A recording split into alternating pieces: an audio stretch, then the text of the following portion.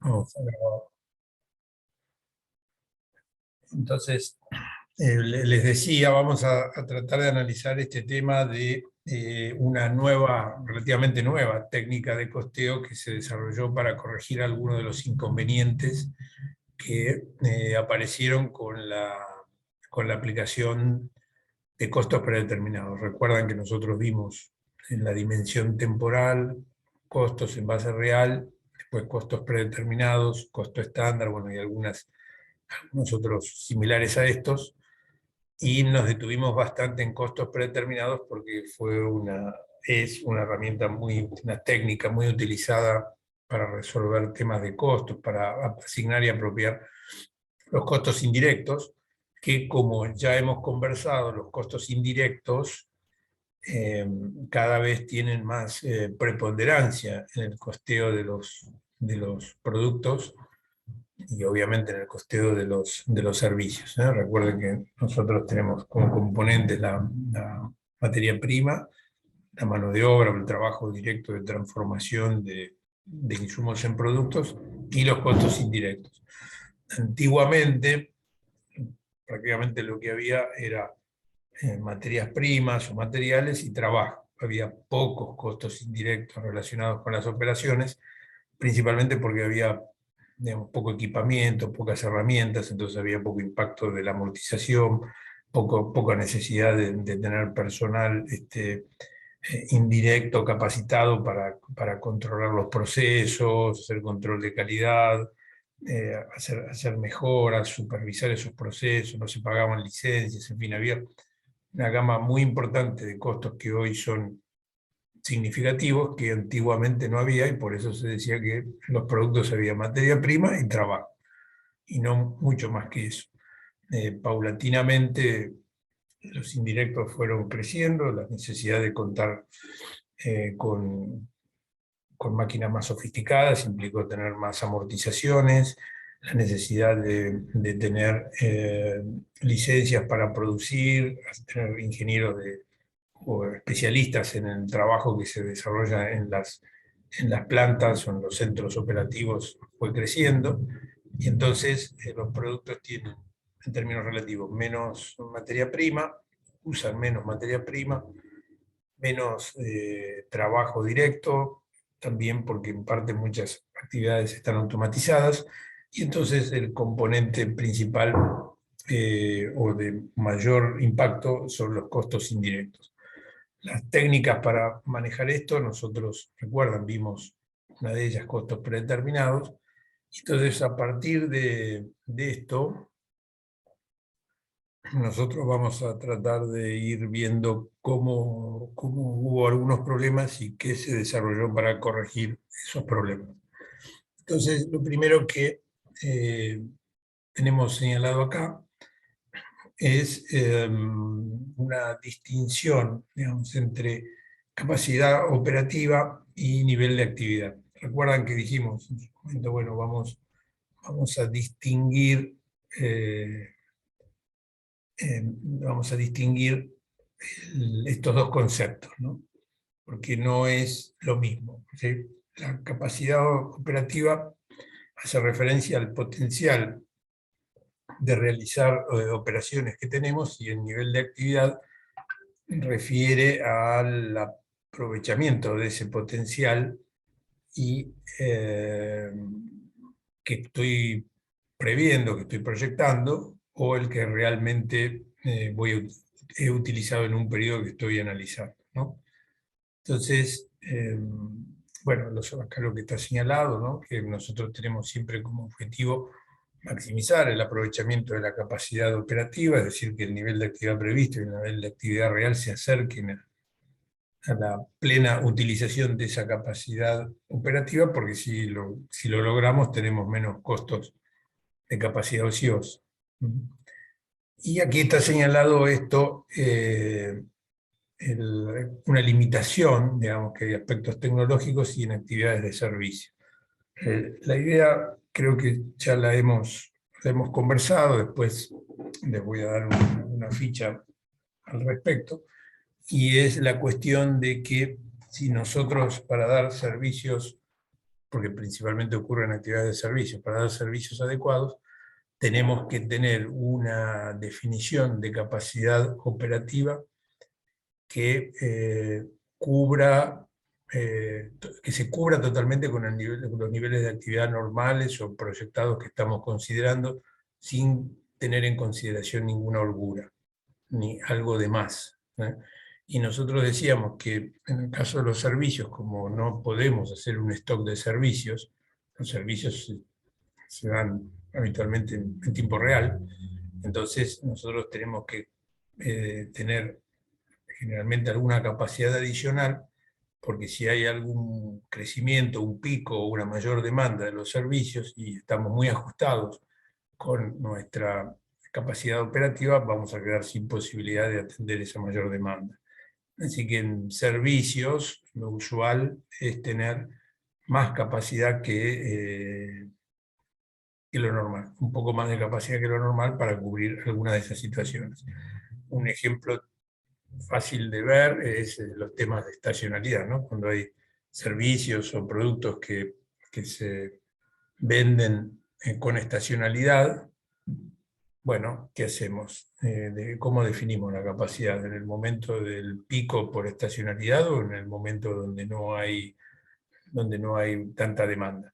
Si nosotros no tenemos forma de estoquear, nosotros vamos a tener que definir, tener una capacidad que nos cubra esas situaciones de mayor demanda, porque son propias de las características del proceso productivo, la actividad donde estamos actuando. Bueno, el ejemplo típico que damos siempre es el caso de las heladerías, ¿no? Que bueno, tienen aumentos importantes estacionales en la época de verano, y entonces la capacidad de producción y venta tiene que estar dimensionada en gran medida a lo que ocurre en el momento en que hay mayor demanda y no en el que hay menos demanda. Lograr optimizar esto tiene alguna complejidad técnica, pero tengamos en cuenta este concepto. Cuando nosotros no tenemos stocks para nivelar los crecimientos de la demanda, bueno, tenemos que pensar en que tenemos que tener instalaciones o capacidad de operación más grande. Acá, entonces, te dice, hemos puesto, ¿no?, limitaciones tecnológicas y en actividades de servicio, y una pequeña aclaración que la capacidad es tasa de producción y no tamaño de las instalaciones. O sea, si nosotros queremos definir la capacidad, de mejor hacerlo a través de una tasa y no del tamaño de una instalación. Decirlo de alguna manera, nosotros podemos tener una planta o un local de ventas muy grande, pero poca capacidad para operar porque tenemos alguna restricción técnica que impide hacerlo. O sea, no va a ser entonces la capacidad del tamaño de las instalaciones, sino la posibilidad que nosotros tengamos de hacer que esas instalaciones funcionen, que funcionen adecuadamente. Por eso es mejor definir la capacidad operativa en función de una tasa de producción, o sea, poder producir, y no de un tamaño de instalación que no siempre se corresponde con realmente poder producir.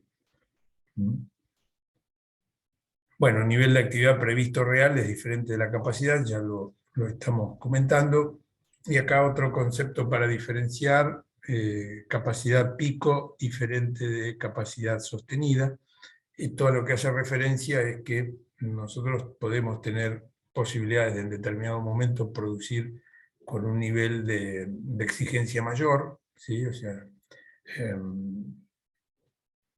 digamos, exigir a nuestro centro operativo, a nuestra planta, a nuestras maquinarias, para que produzcan más. Eso nos puede dar un pico de producción.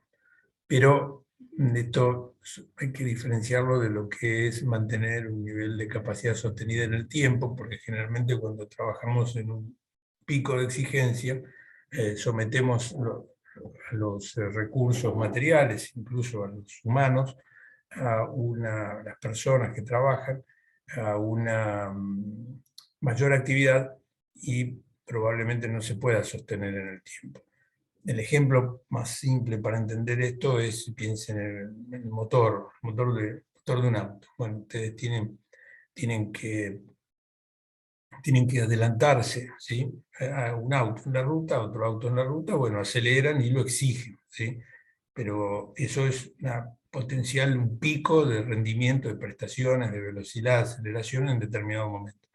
Pero no van a andar siempre exigiéndolo a ese auto de esa manera, porque si no van a consumir más combustibles, el deterioro va a ser más acelerado, etcétera, va a haber una serie de inconvenientes. Entonces ahí tienen una capacidad pico, o sea, en un determinado momento de máxima exigencia, nuestras instalaciones pueden rendir hasta cierto nivel, y después, bueno, tenemos una capacidad sostenida que es en un nivel un poco menor, donde se toma en cuenta este tema del desgaste, la exigencia y el estrés sobre algunos de los recursos que estamos empleando, ¿no? Bueno, son detalles en cuanto a cómo definir la capacidad operativa. Creo que, no sé si lo he expresado con claridad.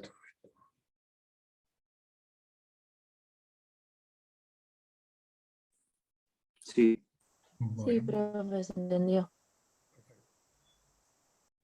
Bueno, acá tenemos cómo medimos, ¿no? ¿En qué medimos nuestra capacidad y en qué medimos nuestro nivel de actividad? Eh, Fíjense que en general nosotros tenemos, para medir la capacidad y el nivel de actividad, hacemos una relación, digamos, entre una cierta producción o realización de servicios y alguna, por ejemplo, unidad de tiempo, ¿no? Como están señalados aquí, ¿eh? Vean ustedes un ejemplo: toneladas de acero por día, por ejemplo, para una acería, a 100 millas por mes para una línea aérea, tonelada kilómetro por mes para una empresa de transporte de cargas. Bueno, horas máquina mes, horas mano de obra mes, es algo, bueno, ya más general, ¿sí? Medir la capacidad y el nivel de actividad de acuerdo a las horas que pueden trabajar nuestras máquinas o las horas de trabajo de nuestro personal operativo. La utilización como ven, acá hay medidas físicas. Ya dijimos que nosotros podemos llegar a medir la capacidad y el nivel de actividad en medidas económicas, por pesos, pero generalmente es aconsejable medirlo por alguna medida física. Pero lo de usar medidas económicas es bastante común, porque por ejemplo nosotros solemos decir, bueno, tal local vende tanta plata, ¿sí? Esto muchas veces no es una medida de su capacidad operativa, sino quizás de su rendimiento bruto, digamos, ¿no? Porque lo que venden determinada por un cierto lapso. Pero a veces se utiliza, ¿sí?, esas medidas económicas. No suele ser lo más aconsejable para medir capacidad y nivel de actividad, porque la medida económica tiene otros aspectos, ¿no? Si usamos el dinero ya entra a jugar temas de precios, de variaciones de precios entre determinados momentos. Bueno, entran a influir algunas otras consideraciones en este tema de la capacidad y el nivel de actividad. Por eso en general se prefieren medidas físicas, ¿no? Como a veces en los lugares, en los centros operativos, nosotros no hacemos un solo producto o no damos un solo servicio.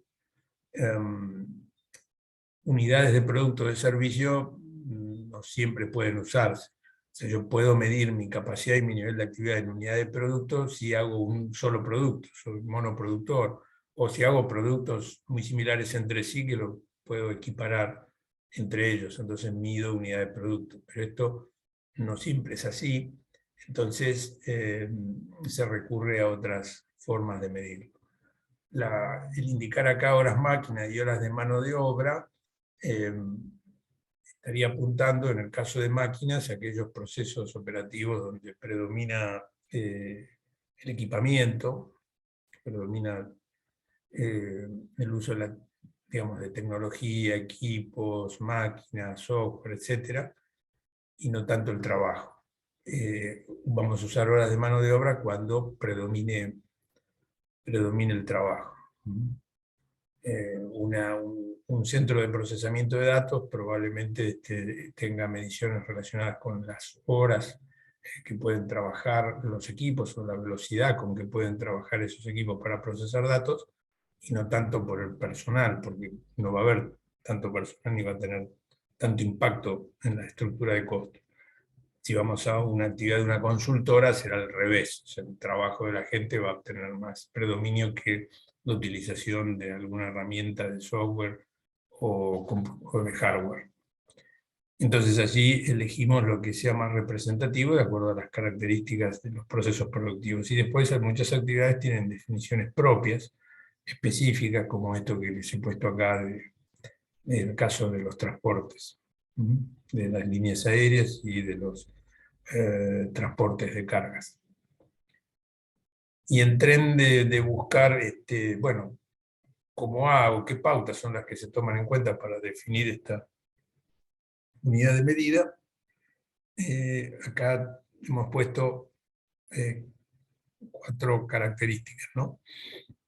Que sea representativa del proceso productivo que se cumple en el ámbito operativo donde la queremos aplicar, que sea sencilla de entender, que sea sensible a los cambios en el nivel de actividad, o sea, que se mueva como se mueve el nivel de actividad, y que sea independiente de otros factores.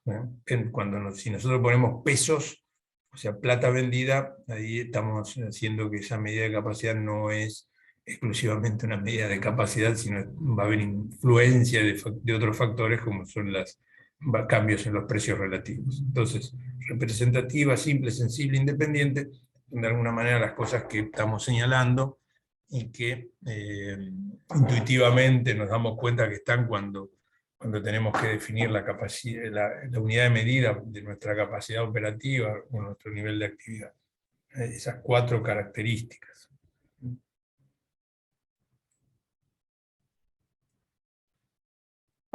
Bueno, acá tienen algunos ejemplos.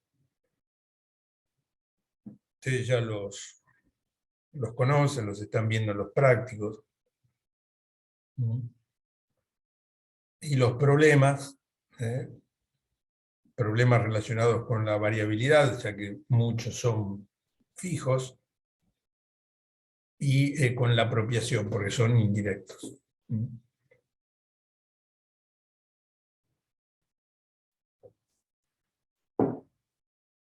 Bueno, las técnicas que se utilizan para manejar esto se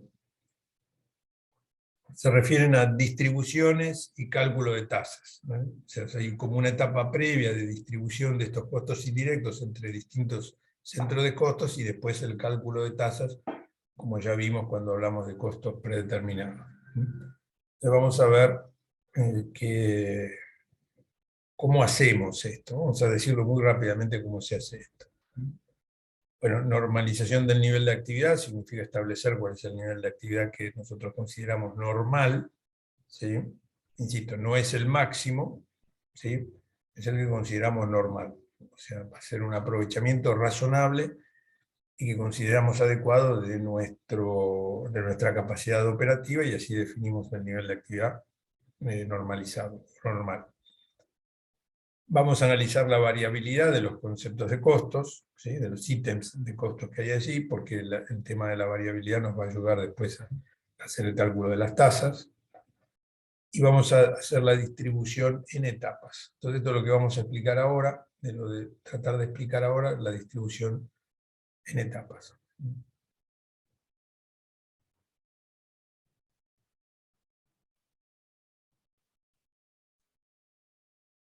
Distribución en etapas.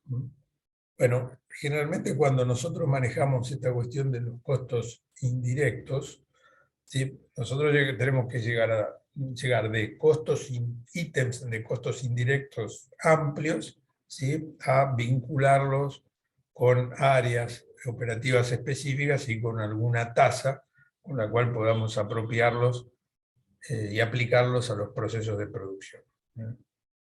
Entonces, esto de la distribución en etapas, una metodología es distribuir entre departamentos productivos y de servicios. Bueno, vamos a verlo en una secuencia habitual. Hay varias maneras de hacerlo, pero bueno, vamos a ver una bastante común, que creo que ustedes la deben haber visto o la van a ver en alguno de los prácticos. Bueno, entonces, primera distribución en esta metodología. Todos los ítems de costos que hay, que corresponden a la unidad operativa que nosotros estamos analizando, por ejemplo, una planta, una fábrica, los distribuimos entre departamentos.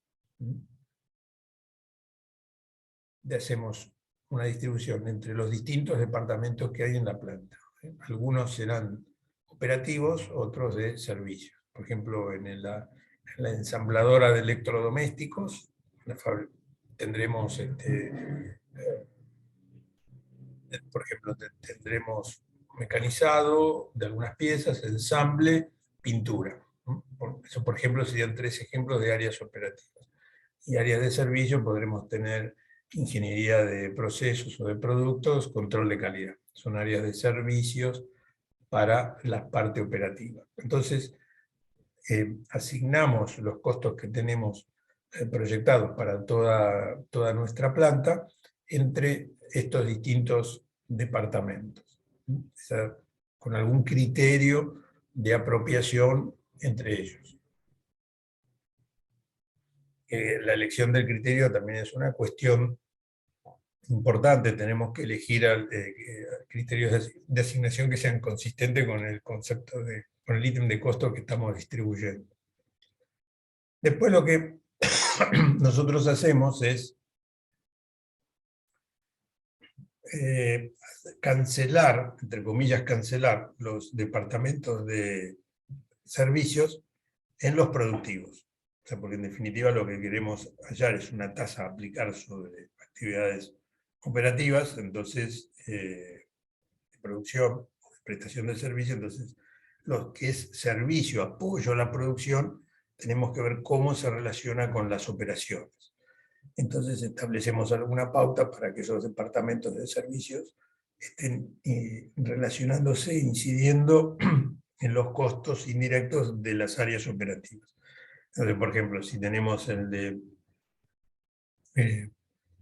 ingeniería de procesos, haremos alguna manera para distribuir el costo que hemos asignado al área de ingeniería de procesos a los distintos departamentos operativos.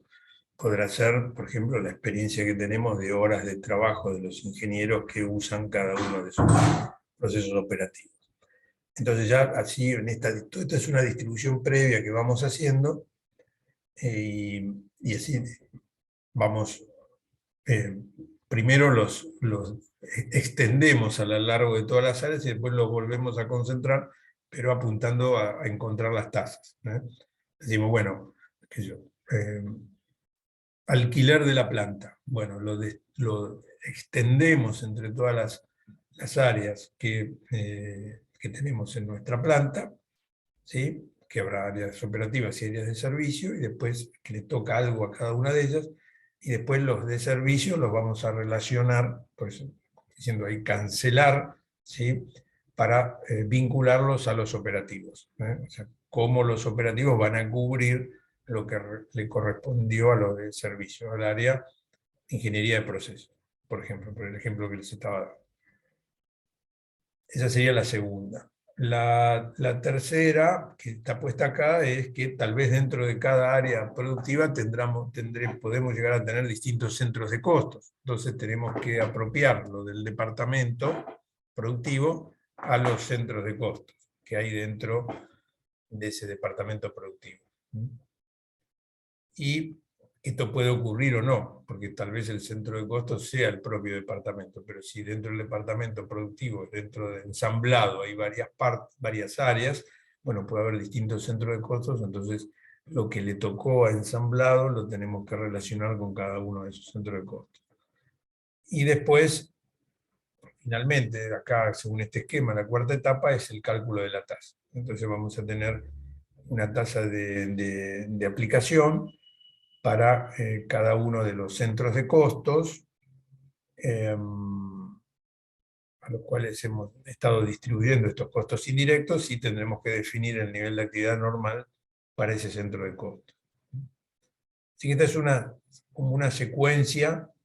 Recuerdan que nosotros cuando hablamos de costos predeterminados dijimos costos presupuestados, abiertos, fijos o variables, bueno, y después cálculo de la tasa. Eso sería lo que nosotros veíamos era todo este proceso previo ya estaba hecho, y llegábamos a esa cuarta etapa. Es como que estuviéramos calculando la tasa para un solo centro de costo.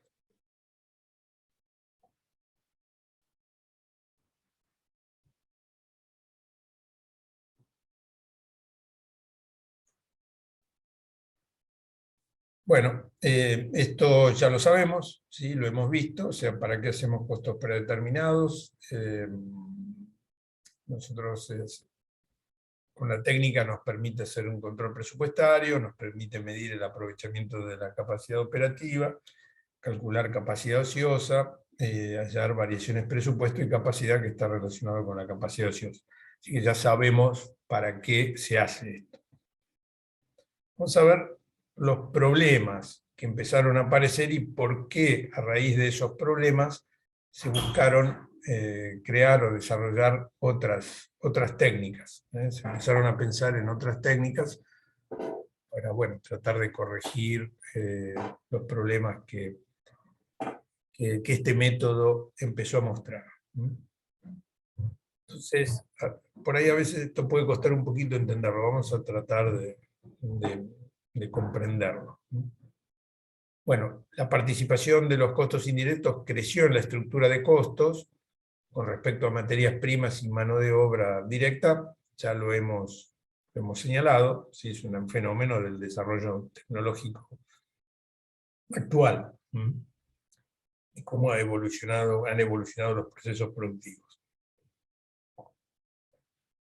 La atribución de los costos con tasas calculadas sobre una única base no representa satisfactoriamente las características de los procesos productivos.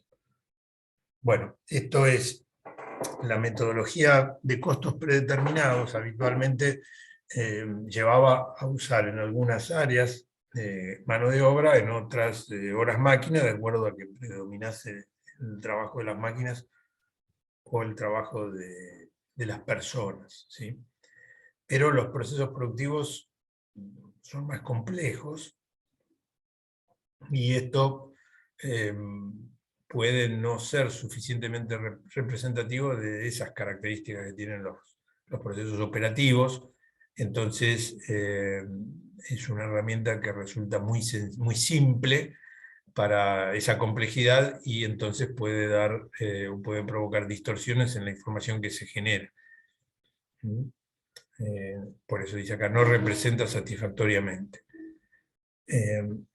También lo que se observa es que hay productos diversos, hay situaciones donde en un centro operativo se hacen diversos productos disímiles entre sí, o servicios diferentes entre sí, y en consecuencia esto también genera algún inconveniente, porque no es lo mismo un producto que tenga ciertas características que otro que tenga otras diferentes.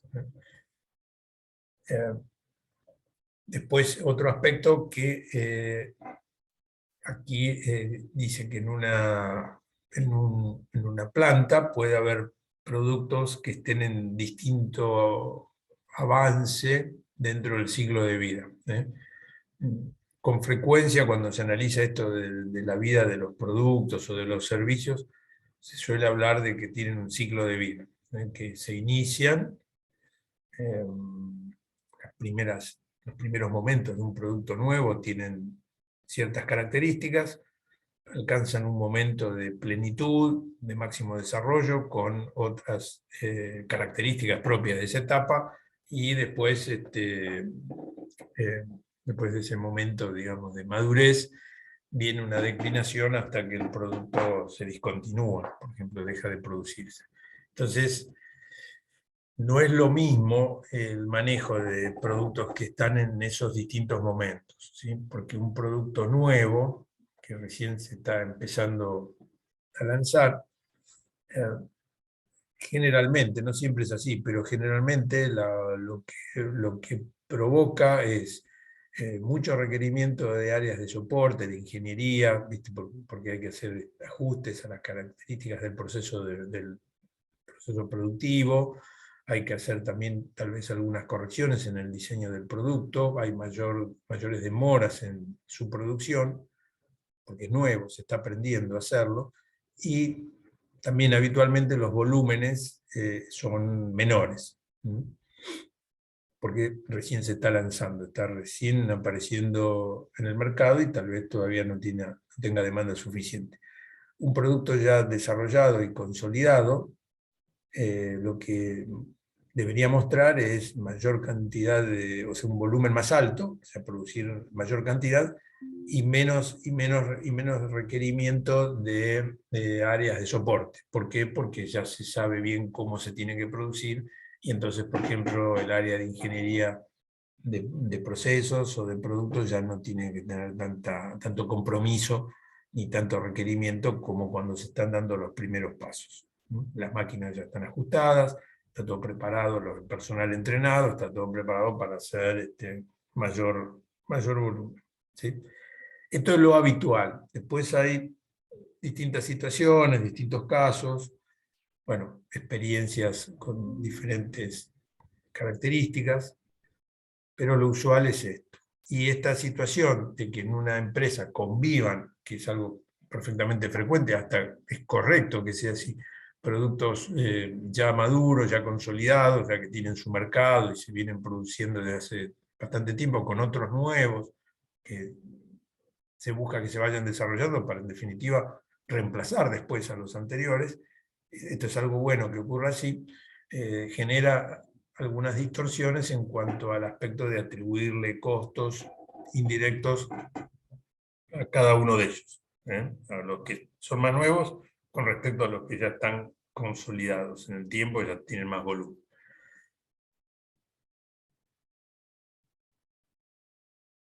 Bueno, y acá con tasas predeterminadas no se refleja adecuadamente este tipo de situaciones,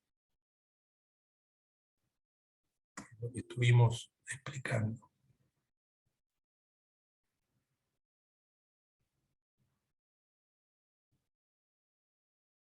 Vamos a ver, ¿y qué pasa entonces?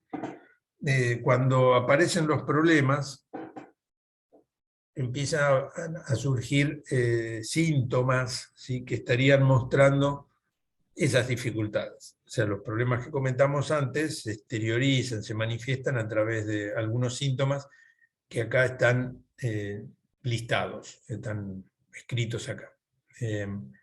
Bueno, estos son experiencias, digamos, que las distintas personas que han investigado estos temas han podido encontrar, y vamos a tratar de ver que las entendamos, digamos, ¿no? Estas experiencias, estos síntomas, ¿no? A ver por qué se produce este síntoma frente a los problemas que listamos anteriormente.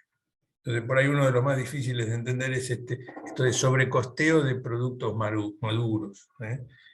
O sea, aquellos productos que tienen, que hace más tiempo que se están produciendo, que tienen digamos, se hacen en un volumen más alto, ¿sí?, más grande, y tal vez, y por eso, y porque son maduros, demandan menos trabajo de las áreas de soporte. Cuando usamos costos predeterminados, por ejemplo, usando horas máquina u horas hombre, encontramos que pueden tener un costo que parece mayor, ¿sí? La tasa de aplicación general a todos los productos, ¿sí?, tasa horas máquina, ¿sí?, va a ser por hora máquina independientemente de que la máquina se use para un producto nuevo o un producto consolidado, parecería que le da, le termina en términos relativos cargando más a los maduros y relativamente menos a los nuevos en desarrollo. Bueno, esto justamente se origina en la utilización de las áreas de servicio. Los productos nuevos utilizan más áreas de servicio y tienen menos volumen, ¿sí? Demandan más a los ingenieros, pero las cantidades que se producen son más chicas, o las horas máquinas para producir eso son menores, pero han requerido más trabajo los ingenieros, ¿no? Porque tienen que atender los procesos, hay más interrupciones, bueno, hay distintas cosas. Eso significa que generan costos mayores, ¿sí? Y con una tasa general calculada por hora máquina con el método tradicional, esa distinción no se refleja. Entonces, los productos que ya están consolidados, en términos relativos, terminan con un sobrecosteo, o sea, con asignaciones de costos superiores como consecuencia de los nuevos que no se les está cargando los costos de acuerdo con la utilización de esas áreas de servicio que realizan. Ahora vamos a ver en un ejemplo cómo juega esto. No sé si lo llegué a explicar más o menos de manera entendible este concepto.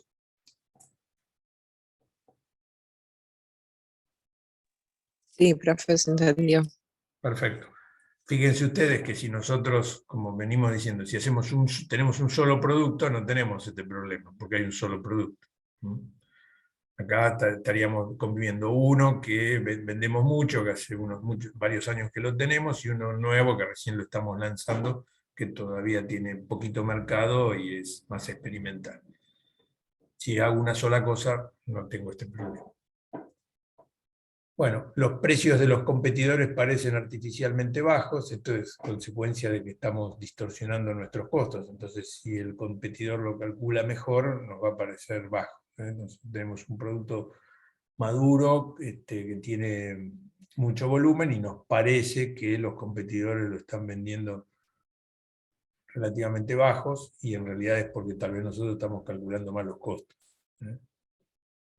Los productos difíciles muestran utilidades altas. Bueno, difíciles, asociémoslo a los nuevos, ¿no? Difíciles porque requieren más esfuerzo en su producción, y parecería que estos muestran utilidades más altas. ¿Por qué? Porque en realidad les estamos asignando costos menores de los que deberíamos, por eso nos parece que tienen utilidades más altas. Los gerentes de operaciones quieren retirar productos que parecen rentables. Claro, estos difíciles que nos parecen rentables no son los elegidos por los gerentes de operaciones. ¿Por qué? Porque son los nuevos y les generan mayor complejidad.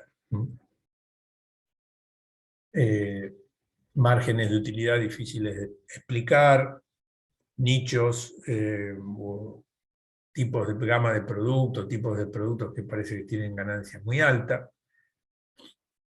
No se reciben quejas cuando se incrementan los precios.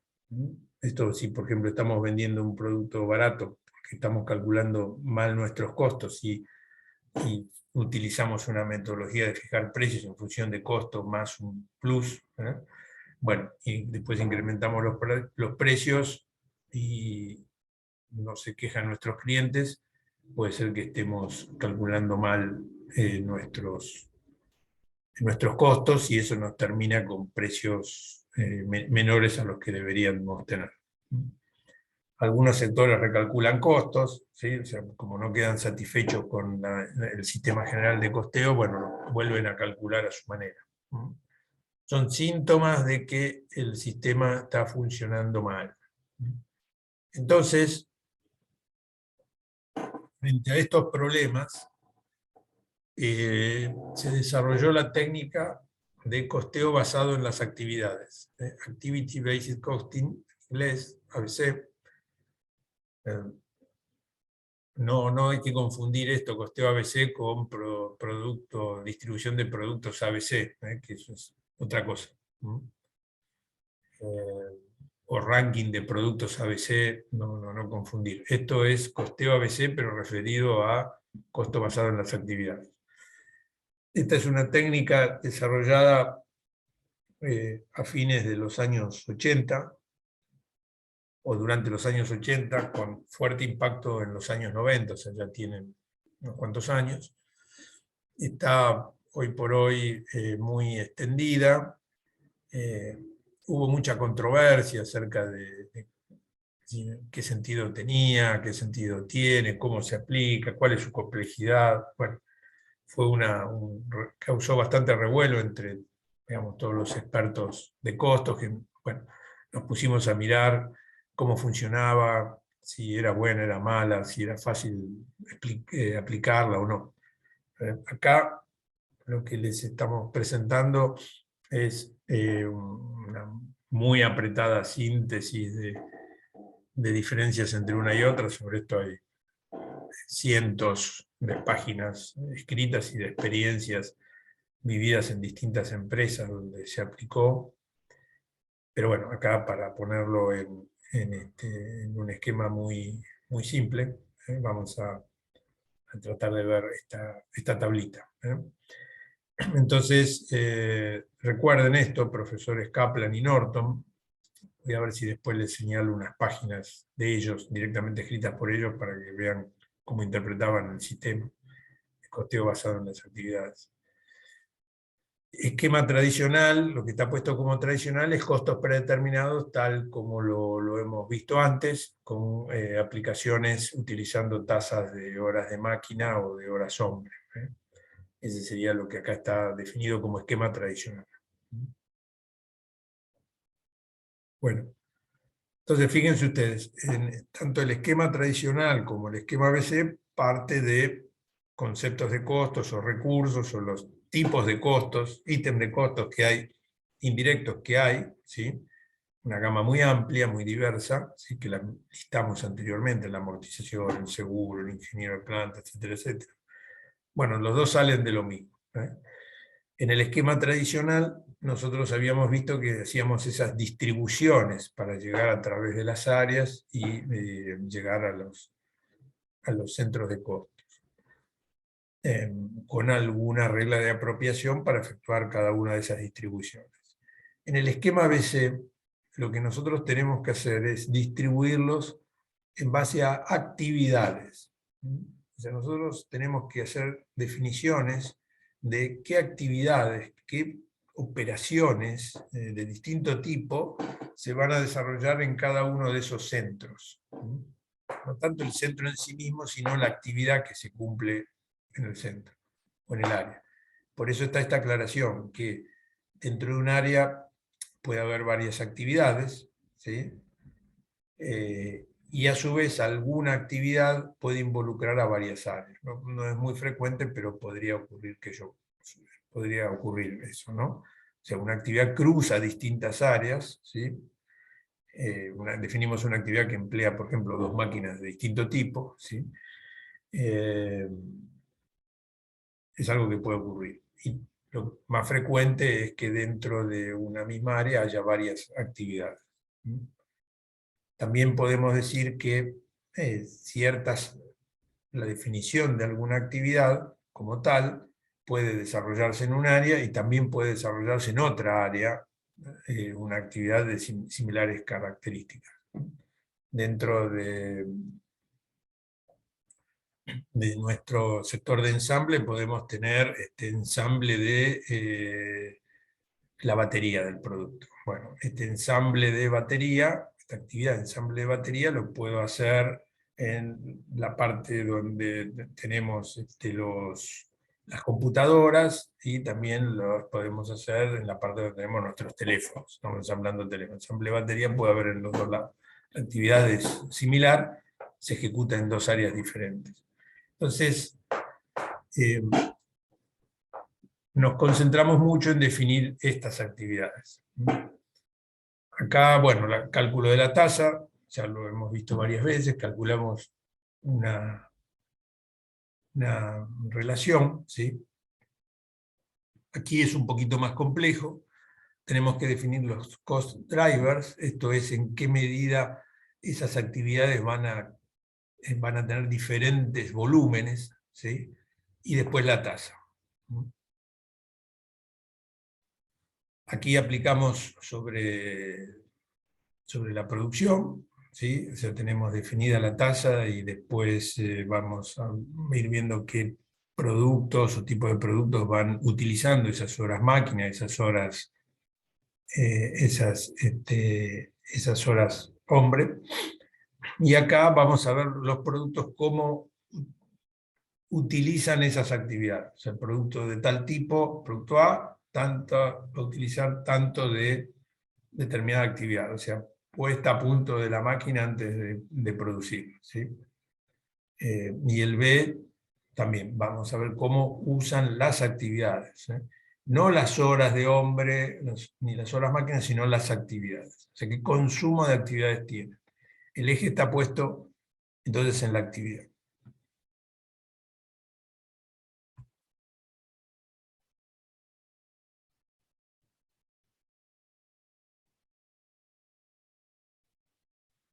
Bueno, todo esto, la definición de actividades, requiere también hay una técnica, digamos, hay algunas técnicas para hacerlo de acuerdo al tipo de actividad y la profundidad o el alcance que tienen cada una de ellas, ¿eh? Creo que en los ejemplos prácticos ahí vamos a ver un poquito cómo funciona. Tengan en cuenta que las actividades, o sea, al definir actividades, estamos manejando mayor cantidad de datos, porque hay más actividades, ¿sí?, que centros de costos, que a cada centro de costos le definimos horas máquinas o horas hombres, ¿sí?, más simple. Actividades hay de mucho tipo, entonces el volumen de datos que hay que manejar en un sistema de costeo ABC es más alto. Creo que esta es una de las críticas que se le ha hecho al sistema ABC, principalmente en el pasado, donde definir procesar datos era más complicado que ahora. Ahora todo esto está mucho más barato, ¿sí? Entonces el problema de tener un sistema más complejo, digamos, porque tiene más variables, ¿no? Intervienen más actividades que horas máquina u horas hombre, ¿sí? No es tanto problema porque tenemos más capacidad de procesamiento de datos y más capacidad de almacenar información. Entonces esta crítica quedó un poco diluida por el avance tecnológico, pero era una de las críticas que se le hacían al sistema ABC. Bueno, acá dice, por ejemplo, el sistema ABC permite manejar mejor aquellos costos que se vinculan con los lotes de producción, ¿sí?, y no tanto con las cantidades producidas, ¿no?, que las cantidades producidas en alguna medida dependen de cuánto tiempo estuvieron en la máquina, cuánto trabajo hubo sobre ella. Si nosotros pensamos en lo que nos cuesta preparar una corrida de producción, o sea, acondicionar nuestros equipos para hacer unas operaciones que tienen un seteo específico para ese producto, ¿sí? Bueno, ese costo de prepararse es lo mismo, sea que el lote de producción fuera de 100 unidades o de 1000 unidades, ¿eh? El costo ese va a ser igual por la actividad de prepararse, ¿no?, y no por la cantidad que voy a hacer en el lote. Entonces, el método ABC permite manejar mejor estas situaciones donde se relacionan al volumen, ¿no? Ese producto nuevo que estamos desarrollando, que se está lanzando al mercado, bueno, va a tener va a ser una corrida de menor cantidad de unidades, pero la preparación de las máquinas para hacer la corrida de ese producto nuevo va a tomar el mismo tiempo o más, porque es nuevo, justamente, requiere más detalle, no hay tanta experiencia para preparar el equipamiento para hacer la producción. Entonces, aquí tienen algunos ejemplos donde que tienen influencias por los lotes, por el tamaño de los lotes de producción, y eso se refleja mejor en los casos que usamos ABC y no el método tradicional. Bueno, ¿qué requiere el método costeo ABC? Como les comentaba antes, conocer los cost drivers, ¿sí?, que se relacionan con las actividades, ¿no? O sea, en qué medida, cómo voy a medir la actividad, ¿sí? Quiere decir eso. Ahora vamos a ver algún ejemplo. Analizar actividades e identificar las homogéneas, porque esto de identificar las homogéneas permitiría juntarlas, ¿sí? Entonces tengo menos actividades que medir y controlar. Entonces, es uno de los pasos que suelen hacerse. ¿Para qué sirve el ABC? Bueno, útil para entornos donde se producen productos diferentes entre sí, o sea, disímiles uno de otro.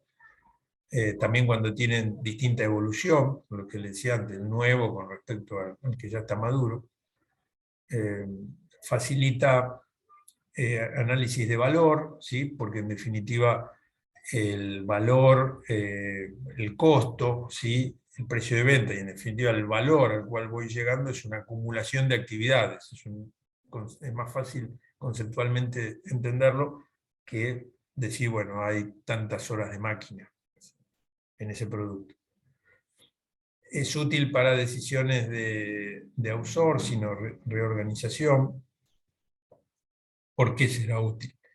Porque si outsourcing saben lo que significa, es tercerización, es dar a hacer alguna tarea a otro, ¿sí?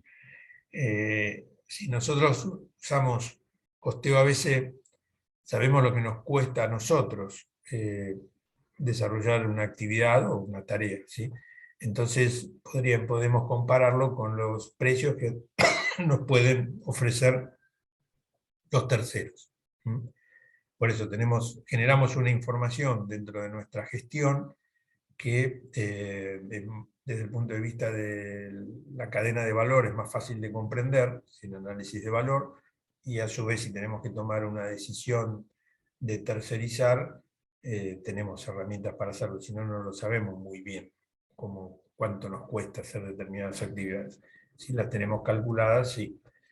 Por eso dice decisiones de reorganización o outsourcing, porque bueno, podemos decidir en algún momento dar algunas actividades a un tercero, y eso nos puede resultar conveniente. Nos ayuda a hacer benchmarking, que creo que ustedes saben también qué significa benchmarking, o lo hemos dicho, no me acuerdo. ¿Saben?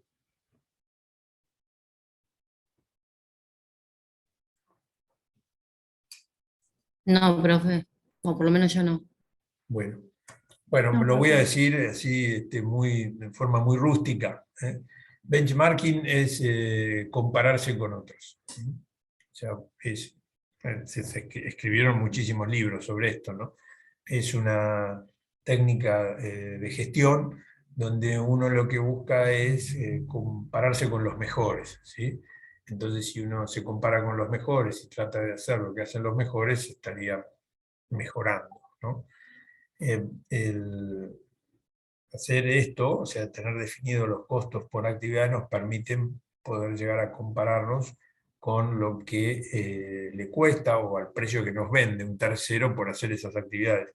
Y también comparaciones internas dentro de la organización, porque les decía a ustedes, las actividades las pueden hacer en distintos departamentos, dentro de la propia empresa, dentro de la propia planta. Una misma actividad puede hacerse en distintas plantas de esa empresa, en distintos países donde actúa esa empresa. Entonces, ahí puedo hacer benchmarking. Comparo lo mío, ¿sí?, con lo de otros. Generalmente hay benchmarking interno y externo. Externo es cuando haces comparación con otras organizaciones. Interno es cuando las comparaciones son dentro de la propia organización. Entonces, si no tenés esta información, no podés hacer benchmarking en lo que refiere a costos. Y acá está puesto, puede ser una herramienta complementaria al sistema convencional, porque bueno, quizás se siga trabajando con lo tradicional, y esto puede ser un apoyo complementario, que hoy por hoy, como les decía, no genera un enorme problema como era en el pasado, porque manejar y procesar volúmenes de datos más altos hoy no es tan complicado. Y si hoy nos vamos a ver a los sistemas de gestión que se ofrecen, ¿sí? Los distintos sistemas de gestión que hay en el mundo, digamos, para darle soporte y apoyo a las organizaciones, los módulos de costos suelen tener técnica de costeo ABC. O sea, creo que tenés el de finanzas, el de producción, el de ventas, el de comercialización, bueno, etcétera, etcétera.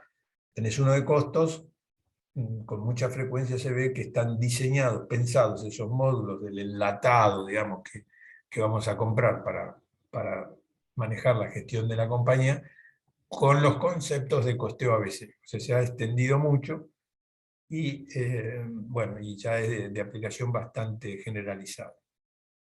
Obviamente, como ustedes ven, es como una variedad de costeo predeterminado, o sea, como un costeo predeterminado más sofisticado, y es así. Eso es así. Los que criticaron al costeo ABC decían eso justamente. El costeo ABC es lo mismo que costo predeterminado, con un poco más de precisión en la determinación de las tasas. Bueno, eso fue de alguna manera se le criticaba o se le trataba de sacar este sentido de novedad al costeo ABC diciendo eso. Pero hoy ya son discusiones que no, ya carecen de sentido. Hoy es algo que está muy extendido y ustedes es fácil que lo encuentren cuando vean algún sistema de gestión, que el módulo de costos esté estructurado, esté pensado para utilizar esta técnica, costeo ABC. Bueno, hoy se llevaron varios términos nuevos, costeo ABC, benchmarking, así que eso lo tenemos que saber.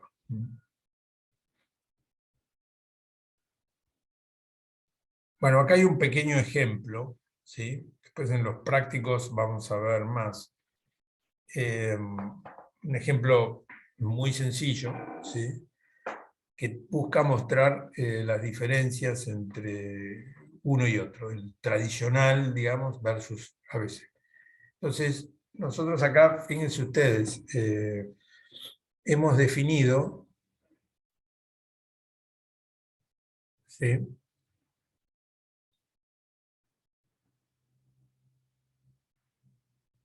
estos conceptos de costos que generan esta presupuestación.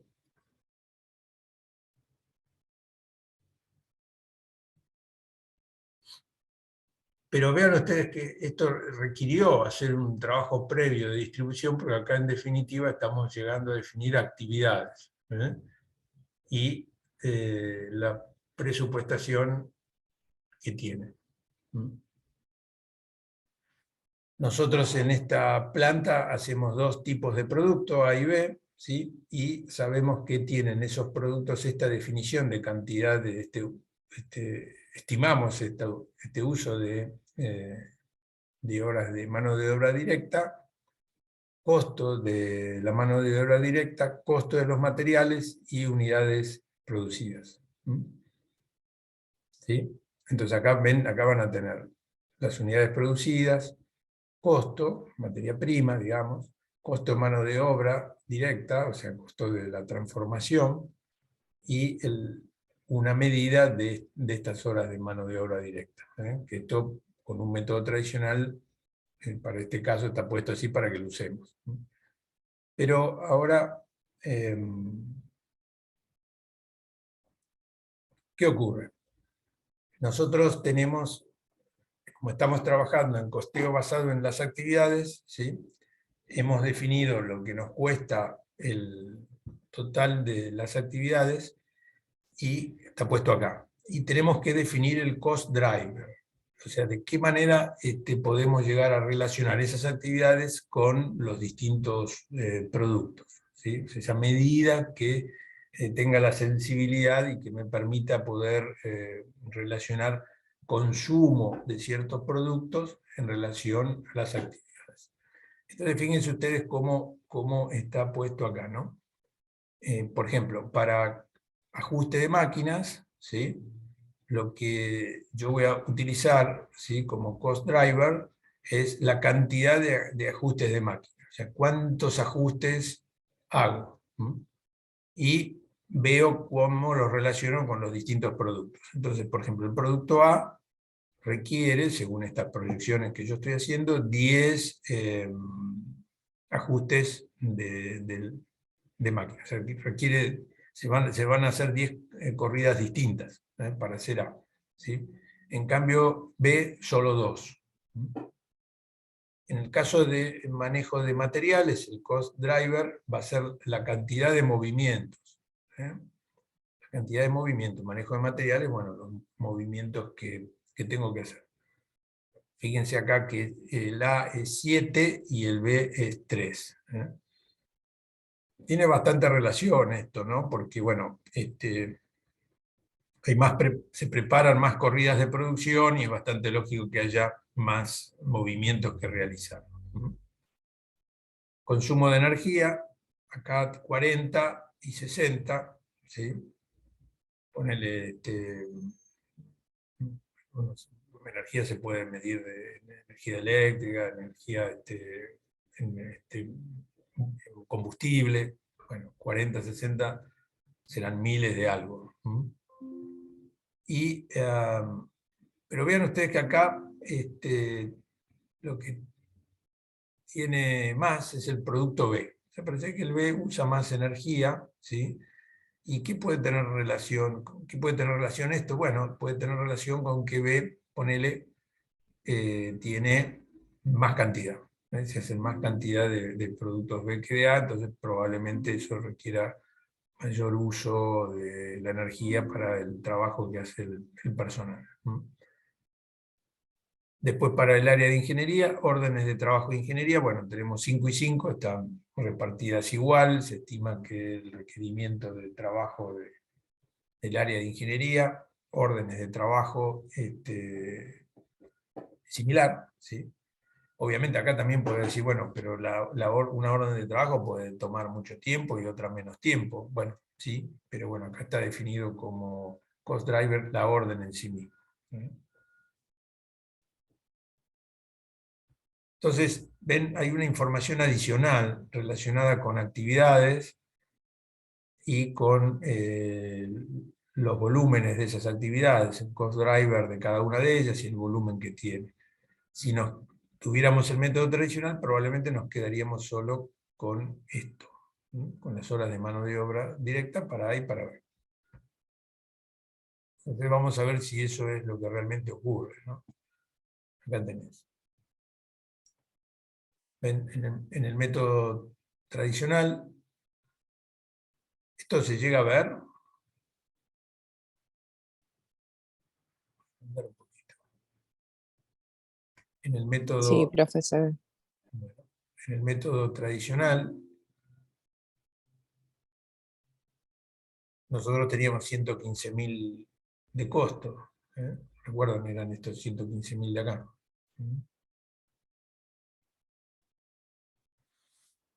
Y teníamos cantidad de horas de mano de obra directa, 500. ¿Ven? Eran estas 500 de aquí. Calculo una tasa, entonces divido, acá incluso está simplificado la parte de calcular variable y fijo, que no lo estamos considerando, eso agregaría una complejidad adicional, pero acá queremos mostrar el problema de las actividades y no de la variabilidad. Costos totales 115.000 dividido las horas de mano de obra directa, me da una tasa de 230. El presupuesto por producto entonces será la tasa de 230, ¿sí?, que corresponde a cada hora de mano de obra directa, por las horas de mano de obra directa proyectadas para cada uno, y el CIF presupuestado para cada producto, 115.000, que es el total. Se aplique el total de acuerdo a las horas de mano de obra directa para cada línea de producto. Pero el costeo ABC lo hace distinto. Entonces nosotros teníamos los 115.000, ¿sí?, abiertos por actividad. Las 4 actividades, recuerdan que estaban puestas acá, las 4 actividades, abiertos por actividad, la definición del cost driver, que era lo que vimos aquí, estos, ¿sí? Y la tasa que corresponde a cada uno de esos cost drivers, 12, 10, 100 y 10. 12, 10, 100 y 10. Entonces calculo la tasa, ¿sí? Para cada actividad en función del cost driver. Es decir, lo que me cuesta hacer cada actividad. Cada preparación de las máquinas, entonces será 1667. Cada movimiento será 3000, la energía será 400 por cada unidad de energía, y 2500 será el costo de cada orden de trabajo del área de ingeniería. Bueno, ¿y qué hago ahora? ¿Sí? Lo que tengo que hacer es ver cómo los distintos productos utilizan esas actividades. ¿Sí? Entonces, bueno, yo lo que hago es, entonces aquí tenía dos productos A y B y tenía la estimación de estos 12, cómo se reparten, 10 para A y 2 para B. En el caso del movimiento de los materiales, los 10 eran 7A y 3B. Entonces hago lo mismo. Voy relacionando, ¿sí?, a cada producto, A y B, con la utilización de la actividad. La utilización que va a tener de la actividad. Esto puede ser forma previa o ex post, ¿sí?, en la realidad, cuánto usó de la actividad. Y así llego a calcular los 115.000, ¿sí?, por actividades y por producto. Acá, recuerdan, en tradicional habíamos llegado a que todo en función de las horas de mano de obra directa, le tocaría 46.000 de costo, a B 69.000, ¿sí? Llegan a los 115. Con costeo basado en las actividades, A va a tener 66.167 y B 48.833. La suma da 115, pero ven que la apropiación para cada tipo de producto es distinta. ¿Pero por qué es distinta? Y porque evidentemente A ha utilizado más actividades, ¿sí? En términos relativos, la utilización de actividades de A es superior a la relación que hay con las horas de mano de obra directa que se trabajaron en A y B. A con respecto a B. Esto seguramente se debe a que A es un producto más nuevo, más demandante, ¿sí?, de todas estas áreas, que el B. El B tuvo más horas de trabajo y el B creo que tuvo más volumen de producción. El B se hizo el doble que A, ¿sí? Pero la utilización, el consumo de actividades indirectas de las áreas de soporte, del proceso productivo, fue más alto en términos relativos en A que en B. En términos relativos y absolutos, ¿no? Porque A tiene 66.000 y B 48. Están como cruzados, ¿ven?, los valores. Acá en el tradicional era A 46 y B 69. Pero esto es casual, ¿no? Esto es porque, bueno, de alguna manera está impactando, como les decía, que A se trabaja menos, se hicieron menos unidades, pero requirió más esfuerzo de todas las áreas de soporte que en el caso de B. Es una situación, como les comentaba, donde A debe ser un producto nuevo y B es el producto maduro, consolidado, que ya se sabe cómo se hace y se hace en mayor cantidad de volumen. Y en la última, nosotros tenemos el costeo. Entonces, acá, vean ustedes, tenemos tradicional y ABC. Entonces, materias primas de A y de B es lo mismo en los dos métodos, porque esto no aplica en materia prima, ¿sí? Estos 10.000 y 20.000 deben ser un dato, ¿sí? Acá está costo de materiales, 10.000 y 20.000. Mano de obra directa, 4.000 y 6.000, ven que es igual, ¿no? Esto también es otro dato, ¿ven? 4.000 y 6.000, ¿sí? Mano de obra. Pero la diferencia está en los indirectos. En este eran 46.000 y 69.000, aplicando este método, ¿ven? Es lo que está acá. Y en el otro, 66 y 48, ¿ven? Lo que está acá, 66 y 48. Bueno, sumo, divido por las unidades, ven, A se hizo menos, que B. Esto también es un dato, o se proyecta ser menos. Entonces puede ser ex ante y ex post para comparar. Y bueno, y calculo los costos unitarios. Como ven, se llega a valores diferentes. En el método tradicional, A tiene 600, ¿sí? Pero si hago ABC, vamos a ver que me cuesta más hacer A, por ese tema del impacto de esas actividades, de que usa más actividades, el A en términos relativos. Es a 800 en lugar de 600. En cambio el B, en el tradicional me está dando 4,75 de costo unitario, pero si lo calculo con metodología ABC, veo que tiene menos, tiene 3,74. ¿Por qué? Porque no es tan demandante de esas actividades que usa más A que B, ¿no? Que eran ajuste de las maquinarias, manejo material, principalmente esas dos actividades eran las que estaban impactando aquí.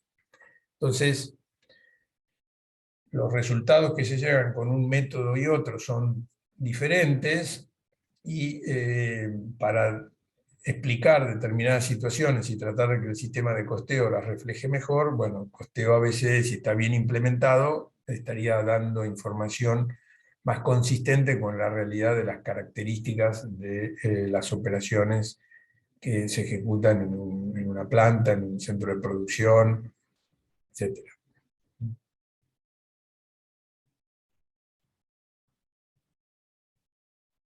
Bueno, ¿qué les pareció?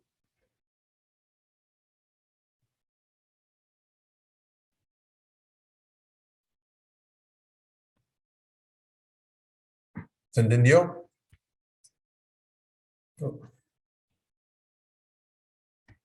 Sí, profe. Bueno, esta presentación profe. está en el campus, así que la pueden repasar. Creo Profe, que perdón, yo no la encontré. ¿Con qué nombre está? no la encontraste en clase, costos indirectos de las operaciones, ¿no? Con el título que Me vuelvo a fijar. Ahí les mando el link porque yo lo encontré. creo que está, si no lo Genial, pongo, pero me gracias. parece que está.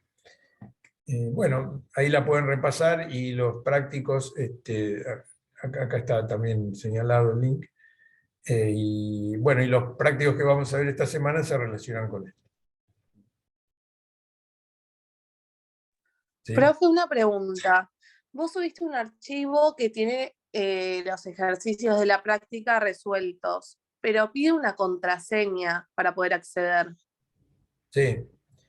La contraseña la tiene Gustavo. Usted no lo conoce, se la voy a pedir a Gustavo, es uno de nuestros ayudantes, que es muy celoso, entonces tiene la contraseña. Se la voy a pedir y la voy a compartir. Yo no la tengo tampoco. Gracias, profe. Nada.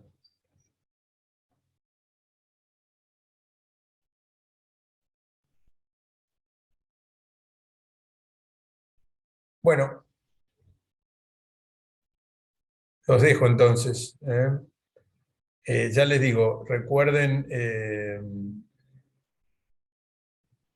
método, ¿sí?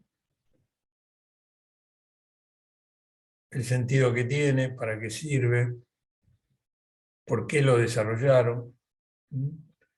Voy a ver si en la parte de nuestro libro básico de Horkheimer, que está puesto, digamos, qué capítulo o qué parte del capítulo habla de esto. Después voy a tratar de directamente compartirles unas páginas escritas por los propios Kaplan y Norton, de por qué interpretan que esto es bueno. Es decir, lo leen directamente de primera mano del que lo hizo.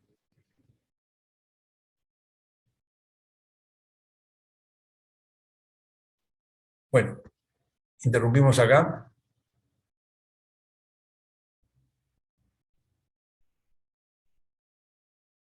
Nos vemos entonces. Chao, profe, gracias. Gracias.